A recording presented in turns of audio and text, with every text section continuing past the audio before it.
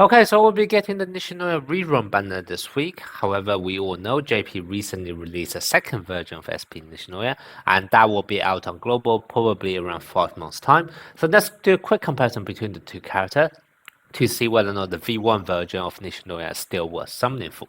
So once again, I have broken everything down into different categories so that I'm able to do like a like-for-like comparison for every single category amongst the two characters.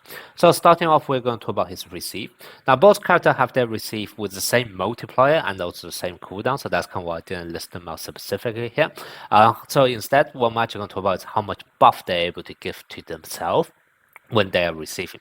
Now, both characters, as you can see, they have multiple bullet points because they can actually cover a pretty wide range of the different categories in this damage formula. So it's always going to end up, because everything's going to be multiplying to each other, it's always going to end up to be very, very high numbers. So instead, we're just going to do a line-by-line comparison in each one of those stats, okay? So for V11, we're able to get 38% receive buff in the receive stat, and also he can get an extra 50% multiply buff as well if the enemy is actually doing power spike. This is only as skill in the 4, however. Now, for the reflex section, he is able to get up to 61% reflex straight out the box. So if you have him as skill in 4, that can even jump up to 76%. So he's more or less guaranteed to be able to crit, especially if you don't also build him with reflex potential and also memory, etc. And then for his spirit, he's able to get 35 spirit for his first receive every single rally.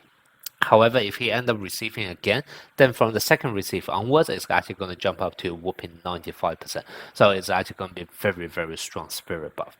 Now moving on to the V2 section. So for his receive stats, it's actually going to be a smaller buff than V1. It's only going to be 14%.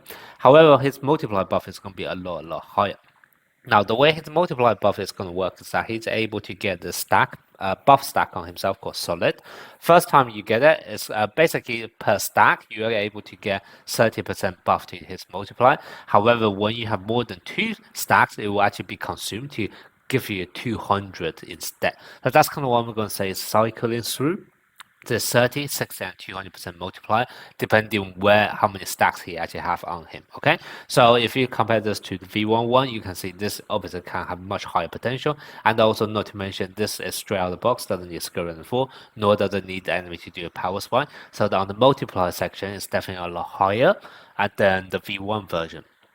Next, we have the defense technique. This is another tricky one. So basically, whenever the enemy spikes, also actually no, whenever the enemy touch the ball, they're gonna get a debuff on them. And the way it works is that when that character actually spikes and Nishinoya receive per number of stat debuff on the enemy spiker, you'll be getting 3% defense technique. Okay, so essentially, it's almost like a 3% defense technique per touched by that same enemy so far in the match. Now, obviously, at the start of the match, it wouldn't be that high. However, as you go towards the end of the match, this number can get a lot higher. And especially if the enemy have a character who actually tend to spam a lot of their skills, then this can be actually a very decent buff in the defense technique section.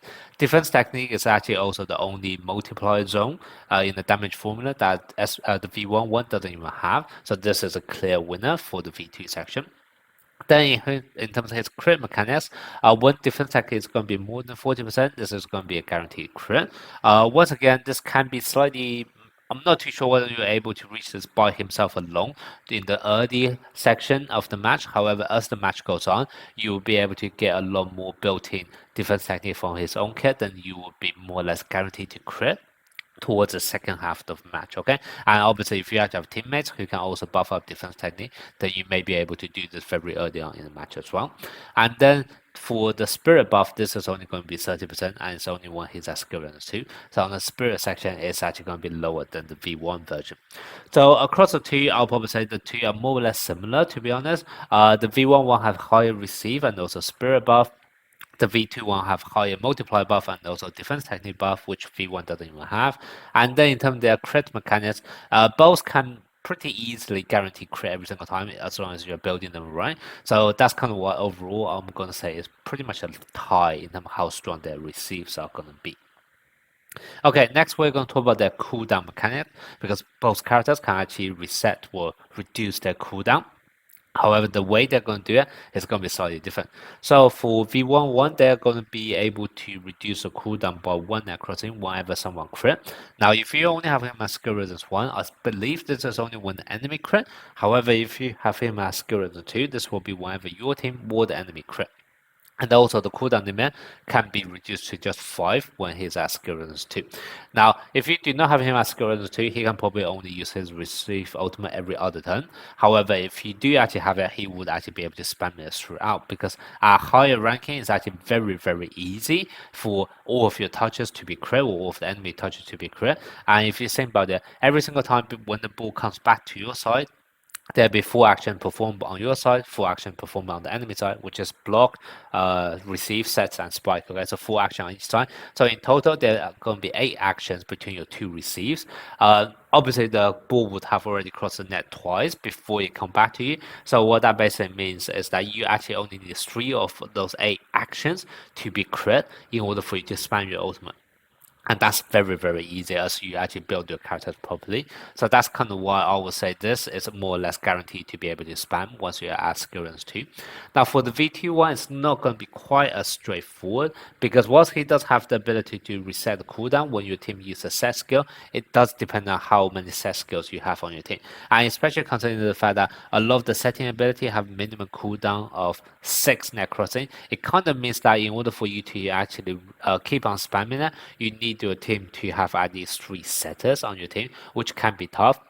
Now, if you only have 2 setters, you may be able to do it if the rally is somewhat short. So you also have like a natural, a turn or a 2-turn net crossing where the CD just reduced normally without you needing to use a setting skill. However, vast majority of the time, if you actually want to guarantee it, you kind of need 3 setters on your team, and that's 3 setters outside of Nishinoya, by the way, because if Nishinoya actually do a set, then obviously he can't be the one doing receive as well. So that's kind of why I would say the V2 one, even though he has a way to reduce cooldown, it's not quite the same as spamming it, but he does have the advantage of being able to do the straight out the box as skill resistance 1. So across the two, I'll probably say V11 has a more consistent way of reducing cooldown and spam that ultimate, but that's only when you're at skill resistance 2.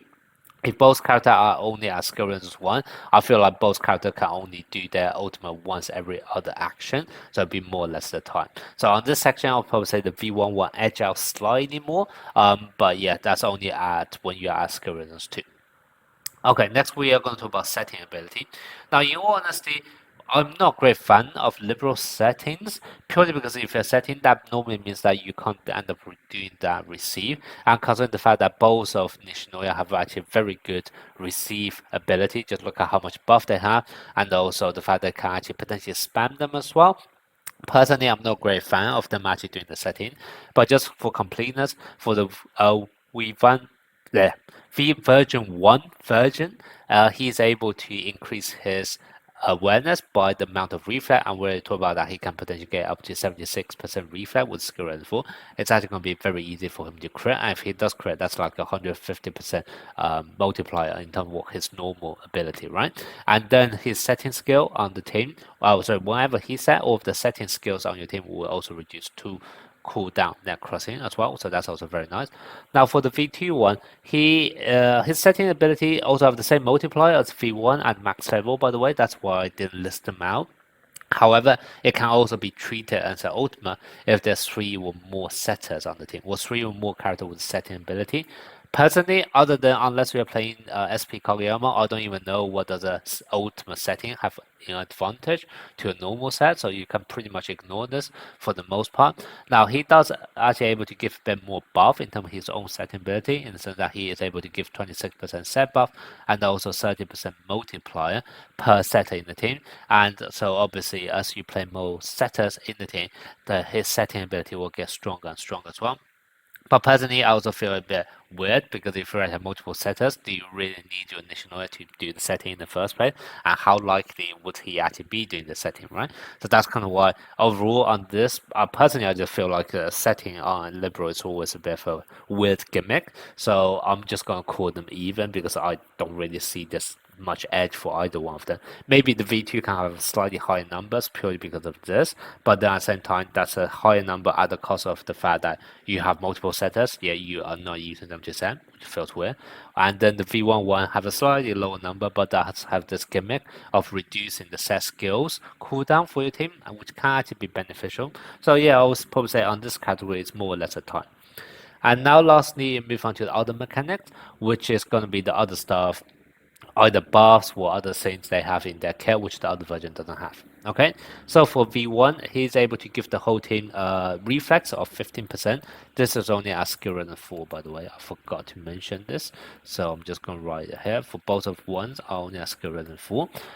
So a whole team 15% reflex, which is actually very helpful. Not that many characters can increase reflex, so every little helps them. And then when he's received, it's not bad. The cooldown of the next spike can actually reduce by 2. Now this is also very, very nice ability. Reducing cooldown to me is always one of the most busted mechanics you can have. And to be honest, not many characters have the ability to reduce the cooldown of your teammate. So to me, this is definitely a very, very strong ability. Can have amazing value in club contests, etc. There's a bit of condition. I have also heard of people complaining about the somewhat bugged in JP. I feel like this is something that needs to be tested a bit more. But if everything actually works as it says, this is actually really busted mechanics when you have a good team composition where you are then able to, let's say, reduce the spike cooldown for one of your very, very hard hitters. Now for V2, it's going to be almost something completely different kind of mechanic, so that's kind of why they're going to be very different here. Now, in terms of the buff he's able to provide, he's able to increase 15% strength and 20 morale every single time he consumes his buff stat that I mentioned earlier. So basically every 3 received, because basically that stacks only get consumed when you have 3 or more. So that basically means that over a very, very long match, you can actually stack this up. It doesn't actually have a limit, I believe. So in theory, you can actually stack up the strength buff indefinitely. Obviously, it takes a long time because you can only do this every 3 receive. But we are probably still looking at an easy 60, maybe 70, 80, or potentially even 100% strength buff from Nishinoya towards the end of match, and that can be very, very nice. There's also the added benefit of 20 morale for every 3 receive as well, which also makes him very nice if you actually want to pair him up with SP Bokuto or other morale reliant characters. Then the next bullet point here is that he also able to get a perfect save skill as well with 400% multiply and also 40 morale every 8 cooldown that he's able to use it. This is, I don't know how I feel about that, purely because I don't really understand the save mechanics in this game. I still have trouble understanding in what situation a save actually happens. A lot of time it feels like save is just a way for the game to actually force a match to a certain outcome. So, for example, force a match to be 4-4 before then deciding who wins it 5-4. So, to me, I don't really quite understand the save skill. This could be a very, very busted mechanic because essentially you save your whole point, but also at the same time, I don't actually know when a save is actually triggered. So, I can't really comment much on this. It can be very, very busted or can be completely useless. I just don't know about it. If you guys have any thoughts on how saves actually work in this game, then do let me know in the comment section. But I'm just not going to talk too much about it because I just don't think I actually understand it well enough. And then the last thing he is able to provide is that, this is only a skill level 4, by the way, which is that when himself or other quick type players set in the match, then the spiker coming after that set is going to gain 30% of strength and also attack technique of the setter. Now this can be strong, but first of all, proportion wise, it's not actually very high scaling, and also I'm not actually too convinced how many, for example, Nishinoya himself, he doesn't actually even give any attack technique or strength buff to himself. There's a tiny bit of strength from like this part, but it takes some to build up. So as a whole, I'm not actually too sure how much buff this is actually going to be meaningful to the spiker, considering the fact that the setter may not even get that much strength for attack technique straight away. And then we're only transferring 30% of that as well to the spiker. So all of this also adding on to the fact that this is only a skill level 4, it just feels like very expensive and probably not worth the money. But that is just something for you guys to point out, which the V11 doesn't have. Okay. So overall, this is a quick rundown compared to the beginner team. Overall, I would probably say receive section more or less the same. I kind of talk about that. They kind of have like a few stats, which one is better than the other, but overall, I'll probably say they're more or less on the same level. Receive cooldown, they both have way of reducing cooldown. Yeah, once again, I feel like it's more or less a tie there. Setting ability, not something you ideally want anyway, more or less a tie there in terms of the gimmick. So to be honest, in the first three category, I'm actually just going to say it's pretty much a tie between V1 and V2. I don't really see one being significantly better than the other, and a lot of the stuff they do are very similar as well. So the only thing I have to decide now between V1 and V2 is going to more come down to the other mechanics. And then in this section, V1 is able to have this team buff reflex and also potentially reducing the cooldown of the next spike, but this is only at skill level 4. Whereas the V2 version is able to actually give potentially indefinite amount of strength for a really long match, and then also a busted skill receives save skill. This is only at skill level 2, by the way. I keep on forgetting to write this kind of thing. At skill level 2, also getting the save skill, which can be extremely strong or completely useless. I don't know. And then also a tiny bit buff to the spiker at skill level 4 whenever himself set or other quick setters set. So overall, it's really going to come down to this. I can't really say which one is going to be better than the other because it kind of depends on the team composition. So at the end of the day, I feel like V1 and V2, they are two characters which are more or less similar.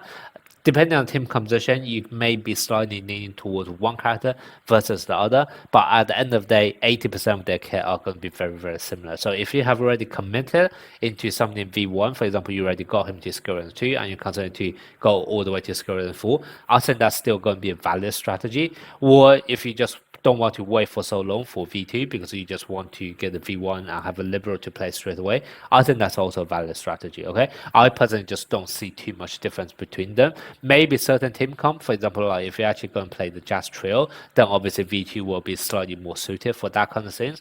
But other than that, the core mechanics seem to be so similar that I would say V1 is still going to be a safe option if you guys do want to summon for them now, okay? Alright, so that's going to be the comparisons in this video. Let me know what you guys think and also which version of SP Nishinoya do you prefer.